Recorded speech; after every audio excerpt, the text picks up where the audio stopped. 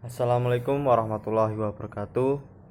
Kami dari kelompok 1 yang beranggotakan Muhammad Dafa Amru, Musyifaul Nuryani, dan terakhir saya Muhammad Aldo Artamardika, yang diampu oleh Bapak Dosen Ahmad Subhan SHI MH. Pertama, pendahuluan. Dalam kehidupan baru dan modern dewasa ini, identitas suatu negara secara tidak langsung juga menjadi identitas ideologi, politik, ekonomi, budaya, dan pertahanan keamanan. Hal tersebut oleh organisasi kekuasaan negara telah diwejawetahkan dalam sistem nilai, norma, dan hukum serta pola-pola tindakan kolektif yang mengatur tata laku kehidupan bermasyarakat. Rumusan masalah. 1. Apa pengertian identitas nasional? 2. Bagaimana sejarah kelahiran paham nasionalisme Indonesia? 3. Apa yang dimaksud dengan identitas nasional sebagai karakter bangsa? 4. Apakah yang dimaksud dengan Islam dan nasionalisme? Dan terakhir, kelima, apakah globalisasi dan tantangan identitas nasional? Di sini memiliki tujuan: 1. Mengetahui pengertian identitas nasional. 2. Dapat memahami sejarah kelahiran paham nasionalisme Indonesia. Ketiga, mengetahui bangsa Indonesia. Mengetahui bangsa identitas nasional adalah karakter bangsa. Keempat, mengetahui Islam dan nasionalisme. Dan 5. Memahami globalisasi sebagai tantangan identitas nasional. Pertama, pengertian identitas nasional. Identitas adalah suatu jati diri dari suatu bangsa. Artinya, jati diri tersebut merupakan milik suatu bangsa dan berbeda dengan bangsa lainnya.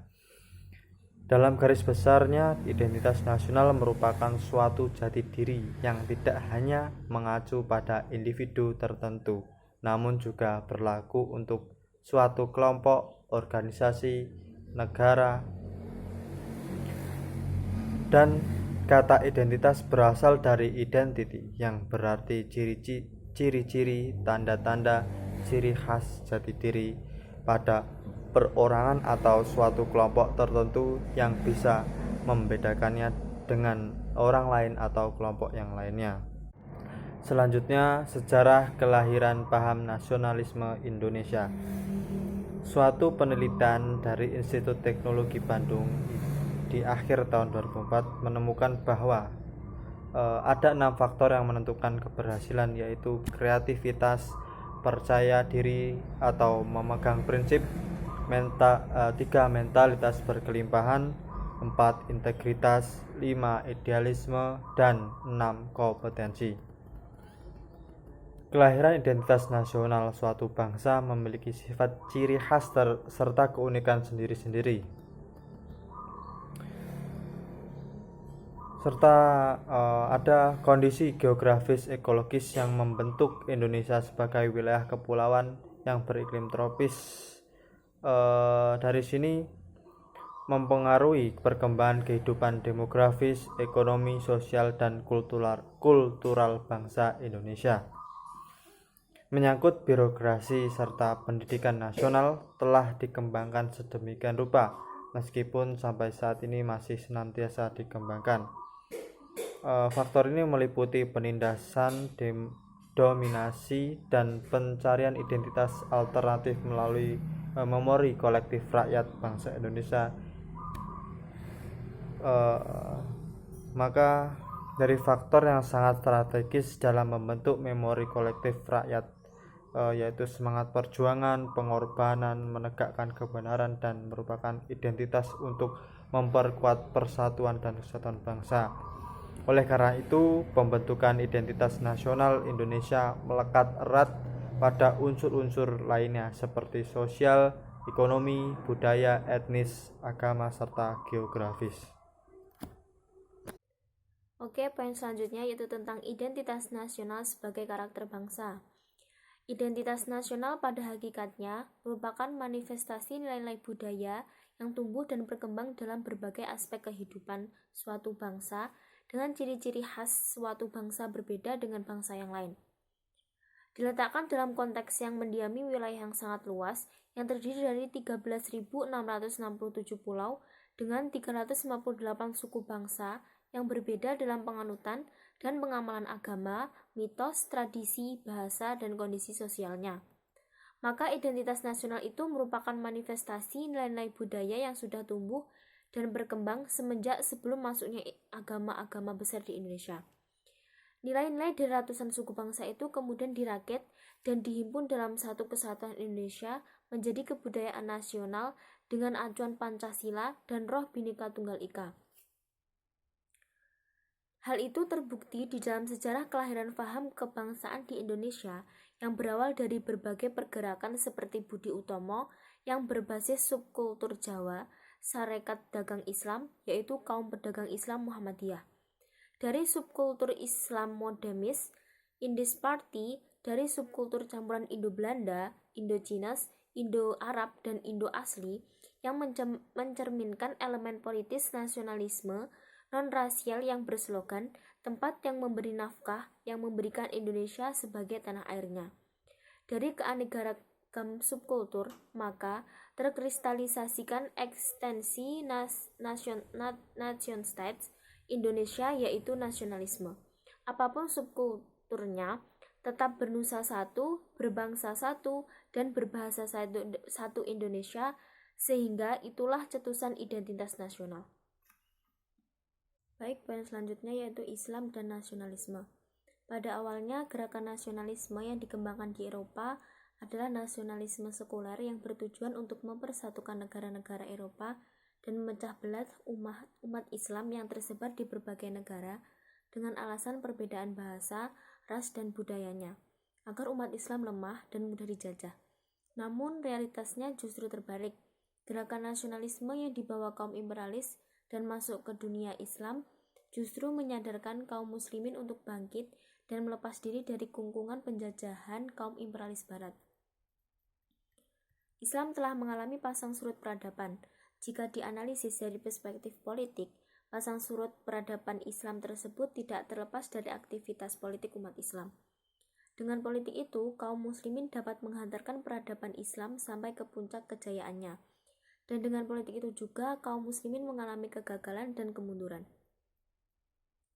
Gerakan kebangkitan Islam ini diawali dengan lahirnya gerakan revivalisme Islam atau revivalisme pramodernis yang muncul pada abad ke-18 dan 19 Masehi di Arabia, India, dan Afrika. Tokoh utamanya adalah Imam Muhammad ibnu Abdul al-Wahhab.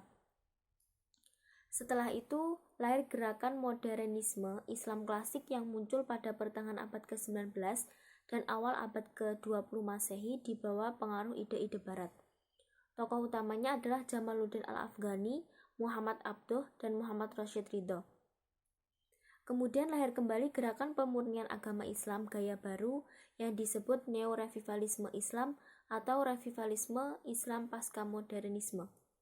Tokoh utamanya adalah Hasan al-Banna, Muhammad Said Qutb, Abdul A'la al-Maududi, dan Taqiyuddin al-Nabhani. Setelah itu muncul lagi gerakan modernisme Islam gaya baru yang disebut dengan neo-modernisme Islam oleh para tokoh pembaharuan Islam kontemporer pada abad ke-20. Salah satu tokohnya adalah Fazlur Rahman dari Pakistan yang berpemikiran liberal dan radikal.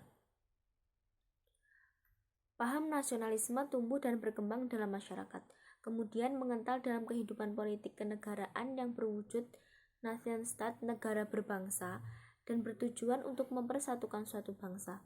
Namun sebenarnya jauh sebelum paham nasionalisme tersebut masuk dan mempengaruhi masyarakat suatu bangsa, telah ada nilai-nilai universal yang berlaku, dianut oleh masyarakat dan menjadi unsur pemersatu di antara mereka. Nilai-nilai itu adalah nilai agama, terutama agama Islam. Poin selanjutnya yaitu tentang globalisasi dan tantangan identitas nasional. Identitas nasional merujuk pada kewarganegaraan yang dimiliki seseorang. Mayoritas identitas nasional diperoleh seorang individu berdasarkan pada tempat di mana dia dilahirkan dan dibesarkan oleh keluarganya. Perkembangan transportasi di era globalisasi ini memungkinkan identitas nasional bersifat dinamis. Seorang individu dapat memperoleh identitas nasionalnya karena perpindahan penduduk antar bangsa atau imigrasi. Dan proses naturalisasi identitas nasional menjadi pembeda antara menjadi warga negara satu dengan negara yang lainnya. Smith dalam Antonsik menyatakan bahwa identitas nasional itu bersifat abadi dan autentik. Sementara bentuk identitas lain seperti identitas gender, kelas sosial, agama, dan lainnya bersifat situasional dan bergantung pada konteks. Pergeseran dan perubahan identitas seperti yang dinyatakan oleh Kaldor seiring dengan perkembangan teknologi, budaya, dan pemikiran manusia. Perkembangan yang membawa perubahan pada akhirnya mengharuskan manusia untuk menyesuaikan dan menyelaraskan kehidupannya. Seringkali media massa dianggap sebagai salah satu penyebab terjadinya perubahan pola pikir dan pola perilaku generasi muda. Media massa memiliki 3 fungsi utama, yaitu sebagai media informasi, edukasi, dan hiburan. Namun di sisi lain, media massa dapat pula memberikan pengaruh negatif terhadap khalayaknya, terutama generasi muda. Hal ini tentu saja menjadi salah satu bentuk tantangan di era globalisasi, saat media massa lebih sering menampilkan tren atau gaya hidup budaya asing yang terkadang memiliki nilai-nilai budaya yang berbeda dengan bangsa Indonesia. Sekian presentasi dari kelompok kami. Akhiran, wassalamualaikum warahmatullahi wabarakatuh.